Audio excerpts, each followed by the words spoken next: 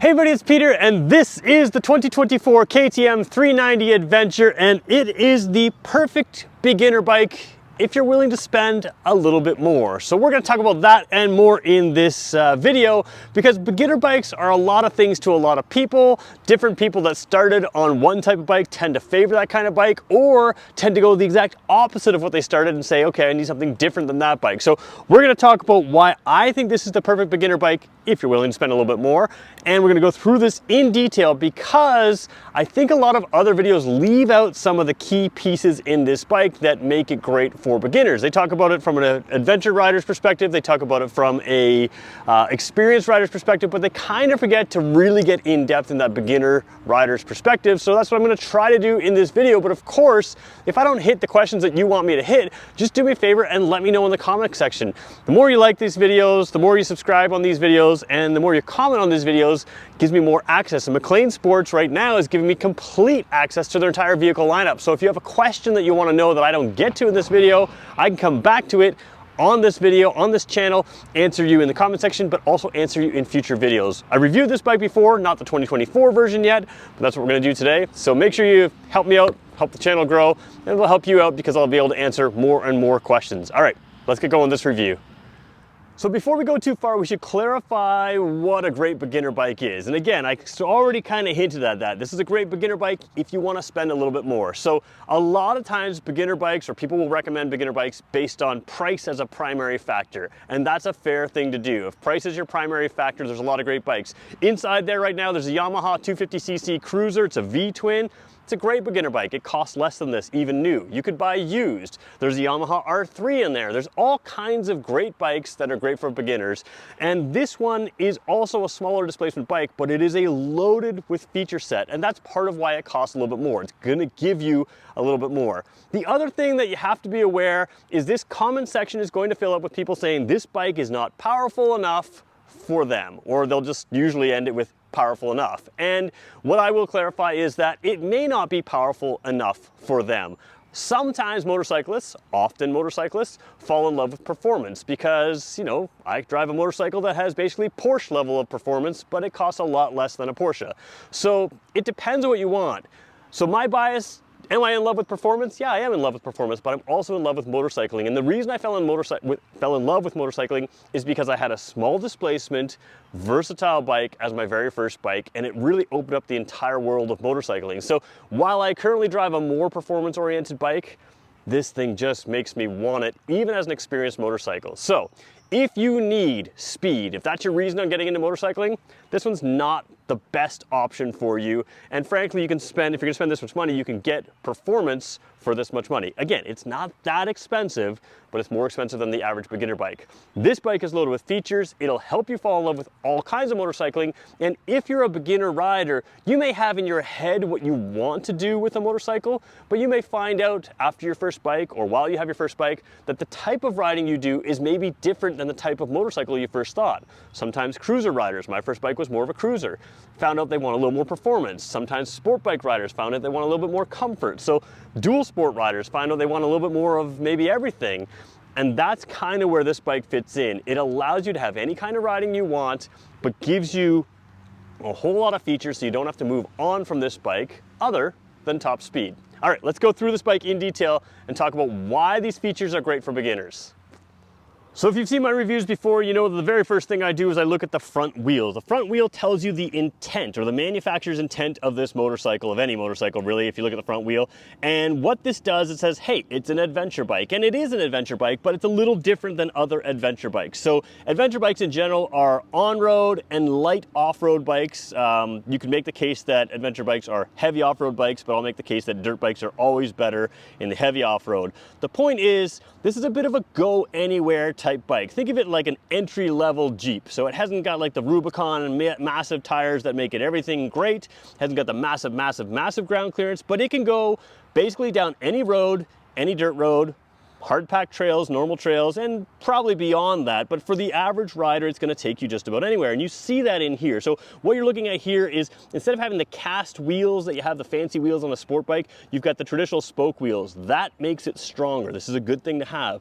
Also, regular sport bikes tend to have a 17-inch wheel. This is more of an off-road bike. It's got a 19-inch wheel. Now the heavy-duty off-road bikes tend to have 21-inch wheels up here, so you have that in-between setting, and that's fine. It's gonna give you that little bit more road maneuverability, but also a little bit more of an angle here for overcoming obstacles. So whether it's a really bumpy country road that you just want to go explore, or whether it's a dirt road, you're going to be equipped to do that. So that's a good thing for beginners, because again, part of motorcycling for beginners is just going out and exploring, in my mind, seeing that dirt road, seeing that rough country road and going, hey, this bike can handle it, we're fine, I can handle it, I can ride it. Then down here, there's a hair on here. Let's take that hair off. Down here, you've got what they call upside down forks, or inverted forks. You can call it anything you want. Upside down forks give you less unsprung weight. That's gonna help with ride. But what's amazing about this bike is it actually gives you adjustable suspension. We're gonna show you that from the other side. So the adjustable suspension kind of brings you into a level of motorcycle that most beginners don't get to access, but you can tweak that and play with that. So again, more experience to, more things to experience on your very first motorcycle without having to move up to something. So again, that allows you to customize that ride. If you do a lot of heavy off-road stuff, you can stiffen up those forks and be able to not bottom out. If you do a lot of road riding, you just wanna soften them out a little bit, you can do that as well. If you do a little bit of sport riding, you can stiffen them up again. So again, that's worth noting. And we talk about sport riding, let's talk about the tires here. For the average beginner, this is all the tire you need to go on a country road and feel very sporty, very darty. Once you get into the the traditional sport bike style, you're talking about racetrack style speeds, heavy braking, that kind of thing, braking in corners. But this is going to give you a sporty feel on the road, as well as give you decent traction off the road.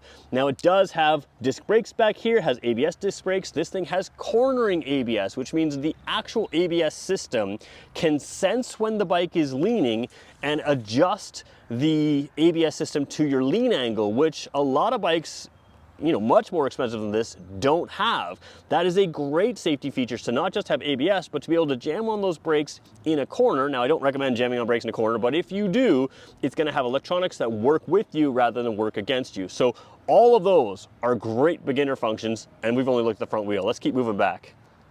So looking at the heart of this bike, you've got a single cylinder 373cc engine. What that means is it's a simple engine. It's also quite a performer for what it is. It has a lot of horsepower for the displacement and for a single cylinder motorcycle, which means it's perfectly good. We used to drive, I used to drive twin cylinder motorcycles with more displacement than this that really didn't have any more power. It actually had less power when I started riding. So a lot of people say, oh, it's too small, it's too small. But you got to keep in mind that a lot of people, like myself, drove entry-level bikes, mid-tier bikes that didn't have as much power as this. So you've got a lot of power and performance here, decent torque down low for what it is. It's not going to be a huge powerhouse. It's going to take you highway speeds, no problem, highway speeds with your luggage. You'll even go highway speeds with two people, but you're probably not going to do that too often with this. This is really a single person bike. You can zip somebody else around town, that kind of thing, but single person with their luggage, no problem. So decent engine here. You've got the rubber foot pegs on here, which are going to help take away some vibration, but if you really want extra grip, you can take the rubber out, and you've got the traditional off-road sort of grippy pedals there. And then you have this standard crash rail. Now the crash rail is great when you head off-road. Hey, sometimes things happen, you can set it down, but a lot of beginners are nervous about maybe dropping a bike, maybe doing something like that. You do have something where to give the bike a little extra protection, and that means whether you're off-road or on-road, you've got some extra protection there. Great setup for a beginner. So taking a look at the rear wheel here, again, a 17-inch rear wheel. So again, a little smaller diameter wheel than some off-road bikes, but actually the same diameter as the most, sport bikes, that kind of thing, but obviously a different tire, different tread. Now you can see, as you're going down the road, the center of this tire, we got some gravel on here. It was a wet area when I pulled the bike out this morning. You've got a center trail here, which is going to be a solid strip. So you're not dealing with driving over the humps here when you're driving down the road. That's going to give you some decent tire wear for what this is, but it also is going to feel very much like a road tire. When you head off the side of the tire, then you've got that extra grip in rainy conditions, extra grip in gravelly conditions, and of course, extra grip off-road. I think that's a great tire to have for a beginner bike on the road. And again, disc brakes, cornering ABS, all set up to have, the electronics you need to help you out. So taking a look at the seat here, you can see it's sort of a you know, rubbery kind of feel to it. Nothing too fancy. It's got a little bit of design in there. But one of the things that I like about this seat is it comes all the way forward here. So if you're going to be standing on the pegs, you've still got, instead of just gripping the tank, you can actually grip the squishy seat. And the seat is decently squishy. I find this fairly comfortable. Are there more comfortable seats out there? Yeah, there are. But again, you want a versatile seat, a comfortable seat, and that kind of thing. And the adventure bikes kind of have to do everything. So again, I could ride all day on this seat as is. Maybe I'm not as picky as some people, but there's, again, always aftermarket if you need to change it. I don't think most people are going to have an issue with it. And then you have, of course, the rear seat back here as well, which you can kind of see if I push down here, has that nice sort of separation for the legs there. So it kind of puts them in a nice comfortable spot. What I like about this rear seat is not so much that it's great for a passenger, but if you were to throw a rear rack on here, which is an accessory that you can get through KTM, you have a basically level area from the rack to the seat to throw something like a duffel bag. So one of the keys with adventure bikes is these handles are great for passengers, but they're also a place to start tying stuff down. So even if you don't go with the full luggage kit off the top, you do have the ability to strap things down, something like a duffel bag or something like that, to do some extra traveling. Now, of course, you can also accessorize this up, let's go fully wide angle, with side bags on both sides, with a top box, so you can really go kind of crazy and fill this up with luggage and do really long tours if you want to spend a little bit more money on that. But again, you don't have to spend that when you buy it, and from day one, strap a duffel bag on, you've gone, you know, you're ready to go camping, Airbnb, whatever you want to do. All right, so the seat is good for an adventure bike. Let's go over to some of the other controls here.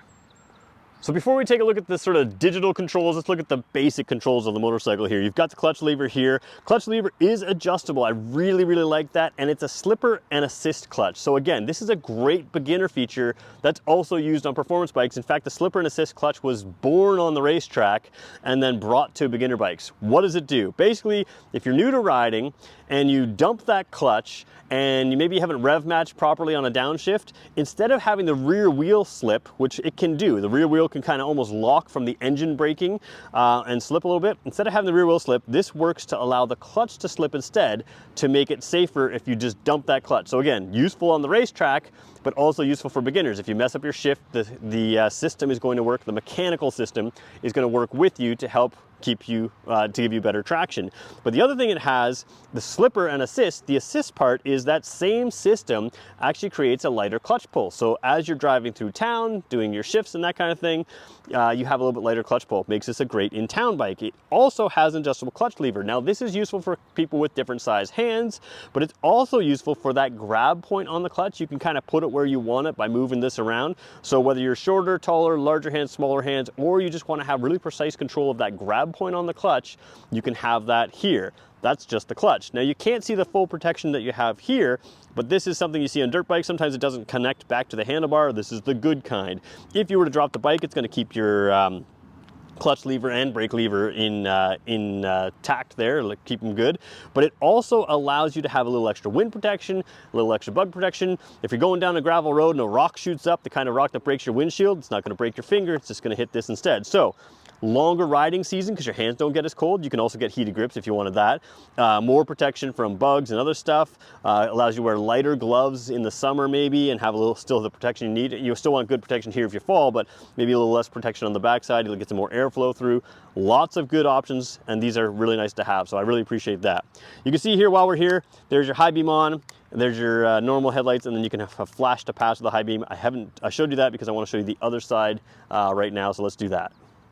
So KTM has a great TFT display. It's over in the top corner of your screen. It's not on right now. We'll show you that in a second. We'll try to get it even out here in the bright sunlight today. But the other thing it has is a very simple, intuitive, easy to use control system here of just the 4 buttons here. Now there's a lot of things you can do. There's a lot of settings in this motorcycle. I'm not going to go through all of them in this video, but what you can do is set some of these buttons to be a preset. So some of the things that you have to dig through a menu for to find, you could set it as a preset. So when you tap that button, it just becomes a preset to do it, preset to do that kind of thing. So you have some options here with a very simple control thing, but basically this one is back, this is up and down in the menu, and then you can set. It's very easy to control. We're going to show you a couple things in those menu systems in a second, but we're not going to go through the whole thing. That's a separate video. If you want to go through the whole thing and you want to see that in a separate video, just let me know in the comments below.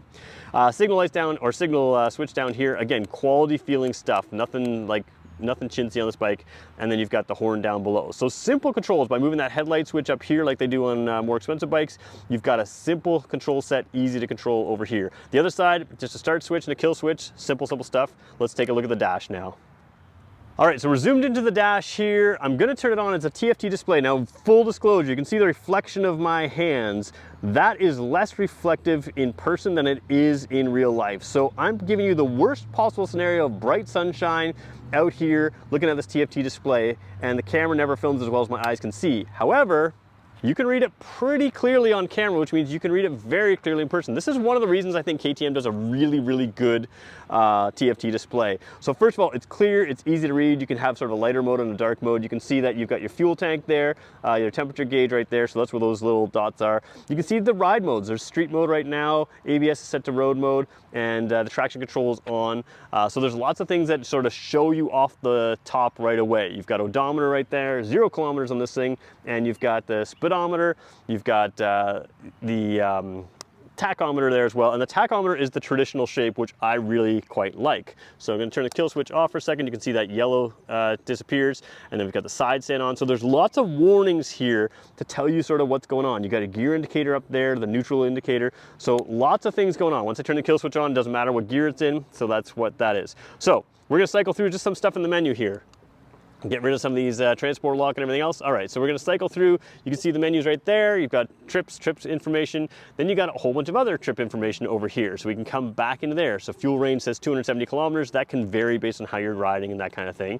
But then let's go into a menu for a second here. Ride modes, you can go into that. Let's just select that for just a second. So there's street and off-road there, which again changes a lot of the settings there.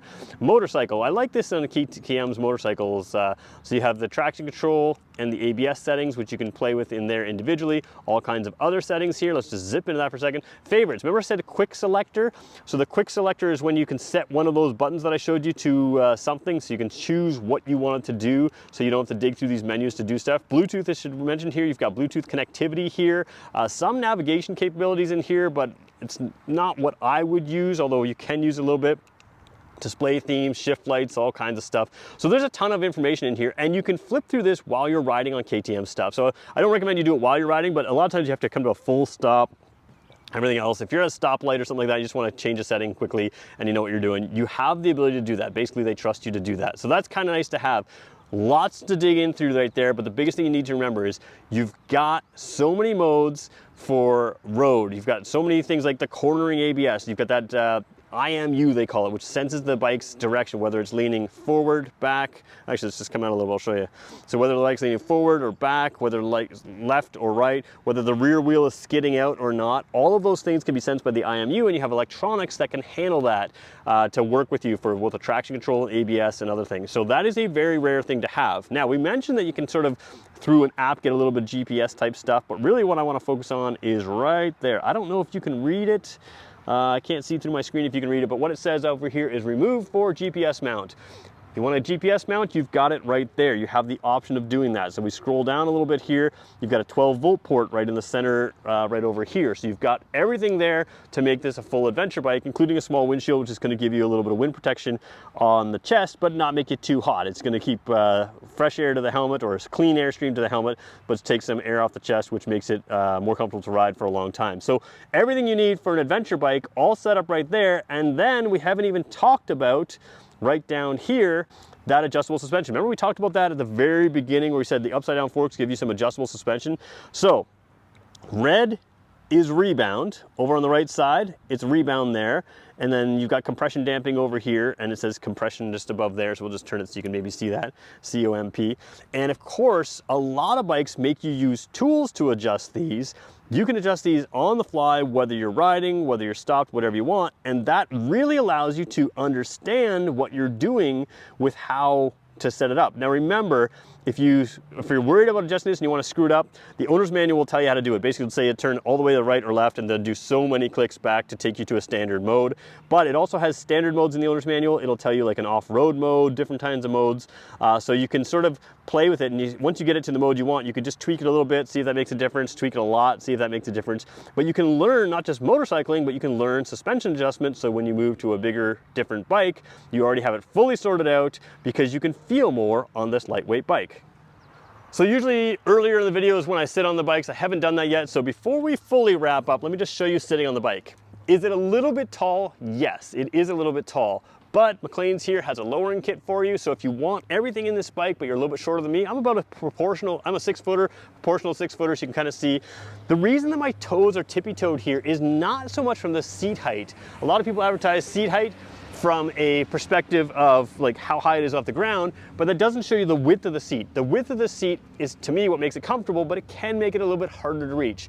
As a 6-footer, I am not at all intimidated by this bike because it is super light. Again, if you want a lowering kit, you can do that. If you lower the bike, you're gonna lose some ground clearance, so your extreme off-roading may not be as available to you. But everything else, this feels like a full-size bike. You don't feel like you're getting a mini little bike, which can matter to some people who buy it as a beginner bike. They feel cramped after a while once they kind of get used to things. But you have an upright riding position, great for beginners. You can see the whole road, you're comfortable, you've got a little bit of wind protection, GPS available, that kind of thing, so you can explore. So comfortable seating position is the big thing you need to know. And that's a real key piece on a motorcycle, especially a beginner motorcycle. If you get a sport bike because you want something sporty, but you can't ride it for longer than 20 minutes, half an hour, 45 minutes, that kind of ruins motorcycling for you. If you get a cruiser, but you don't have the handling or that great position, you know, tall seating position to see through SUVs, sometimes that can make it intimidating as well. This thing gives you sort of the best of all worlds. Big thing I like about this bike is it's a great country road cruiser. You can cruise down there, you can have a sporty feeling on country roads. The tires are perfectly good for that. But whether you have the GPS on, you have a route planned, or whether you're just kind of exploring on your own, if you see a country road that's a little bit rough or a dirt road and you want to know what's down there, you can head down there. The light weight of the bike makes you have more confidence when you're riding it. And then if you start exploring even more, you can add luggage to this, whether from the time you purchase or afterwards. There's all kinds of not just KTM accessories, but even aftermarket accessories that fit this bike that allow you to go anywhere. So what makes a great beginner bike to me? Lightweight, easy to drive, fuel efficient, not that expensive, and again, more expensive than some beginner bikes, but really not expensive at all for a motorcycle. All of those things are here. Great technology is usually what you move up for. Great suspension is usually what you move up for. This bike's got those. Sometimes you move up to a more roomy seating position. It's already got that as well. Sometimes you just say, hey, I really want to go moto camping or something like that. You can do that on this bike. The only thing you don't get is that 700cc-ish power that some people feel is that sort of sweet spot. But if you want to move up to that, you always can.